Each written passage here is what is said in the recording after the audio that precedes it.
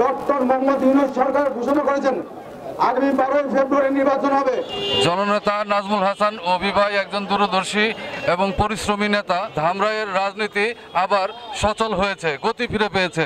আগামী নির্বাচনে অভি ভাইয়েরা দোয়া রাখি যেন জিততে পারে, আর আগামী নির্বাচনে যাতে বিজয় হতে পারে। 17 বছর আমরা নির্যাতন হয়েছি, আমি অভি ভাইকে দেখতে চাই। ডক্টর মোহাম্মদ ইউনূস সরকার ঘোষণা করেছেন আগামী 12 ফেব্রুয়ারি নির্বাচন হবে। আমরা মনে করি, বাংলাদেশ জাতীয়তাবাদী দল বিএনপি মনে করে, ধামরাইবাসী মনে করে, তত্ত্বাবধায়ক সরকারের প্রধান উপদেষ্টা, বাংলাদেশের সকলের অভিভাবক, শান্তিতে নোবেল বিজয়ী ডক্টর মোহাম্মদ ইউনূসের কথা আমরা আস্থা রাখতে চাই। আমরা বিশ্বাস রাখতে চাই যে অনতিবিলম্বে উনি যে ডেট ডিক্লেয়ার করেছেন সে ডেট এই বাংলাদেশের আগামী দিনে নির্বাচন হবে এবং বাংলাদেশের মানুষ যে আশায় বাক স্বাধীনতা ফিরে নিয়ে আসার জন্য নির্বাচন তৈরি করার জন্য যে নির্বাচন ডেট পেয়েছেন, আমরা মনে করি সেই নির্বাচন ডেট রক্ষা করার জন্য আমাদের দেশে মানুষ রক্ত দিয়েছে। কোন সংস্কারের জন্য বাংলাদেশের মানুষ রক্ত দেয়নি, রক্ত দিয়েছে বাক স্বাধীনতা ফিরে নিয়ে আসার জন্য। বাংলাদেশের মানুষ রক্ত দিয়েছে মানুষের অধিকার ফিরে নিয়ে আসার জন্য, মানুষের ভোটের অধিকার ফিরে নিয়ে আসার জন্য, মানুষের ভাতের অধিকার ফিরে নিয়ে আসার জন্য, আমাদের জীবনের নিরাপত্তার জন্য। আমরা কি সংস্কার চেয়েছিলাম নাকি ভোটের অধিকার ফিরে পেতে চাইছিলাম? গত 15 বছর শেখ হাসিনা হযরত আমাদের প্রত্যেকের বাক স্বাধীনতা হরণ করেছিল, যে কারণে কিন্তু মানুষ ঘর থেকে বের হয়ে আসছে।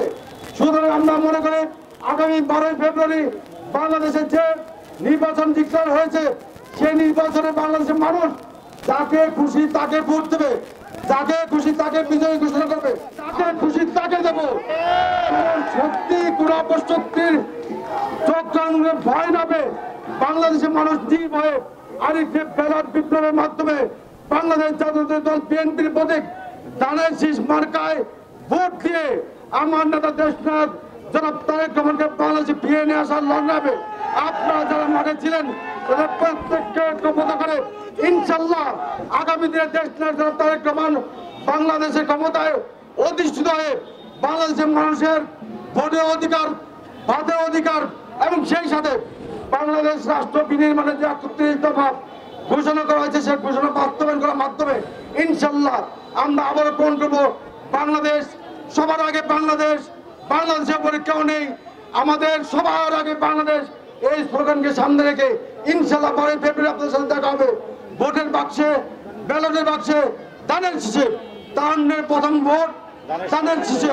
দীর্ঘ 17 বছর পরে আমরা 5ই আগস্টের পরে স্বৈরাচারী হাসিনার পতন হওয়ার পরে ধামরাইতে নাজমুল হাসান অভি ভাই, যিনি ঢাকা জেলা স্বেচ্ছাসেবক দলের সংগ্রামী সভাপতি, ওনার নেতৃত্বে আমরা স্বাধীনভাবে রাজনীতির চর্চা করতে পারছি। এই জন্য ছাত্র জনতার এই গণ অভ্যুত্থানে যারা জীবন দিয়েছে এবং আহত হয়েছে তাদের সবাইকে ধন্যবাদ জানাই। জননেতা নাজমুল হাসান অভি ভাই একজন দূরদর্শী এবং পরিশ্রমী নেতা।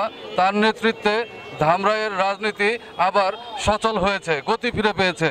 আমরা ধামরাইবাসী চাচ্ছি যেন জাতীয়তাবাদী দল বিএনপি থেকে ধামরাই আসনের জননেতা নাজমুল হাসান অভি ভাইকে মনোনয়ন দেওয়া হয়। ওনার নেতৃত্বে ধামরাই আরও উন্নত হবে এই আশা ব্যক্ত করছি। জননেতা নাজমুল হাসান অভি ভাইকে যদি মনোনয়ন দেওয়া হয় তাহলে আমরা ধামরাইবাসী তাকে বিপুল ভোটে বিজয়ী করব ইনশাল্লাহ।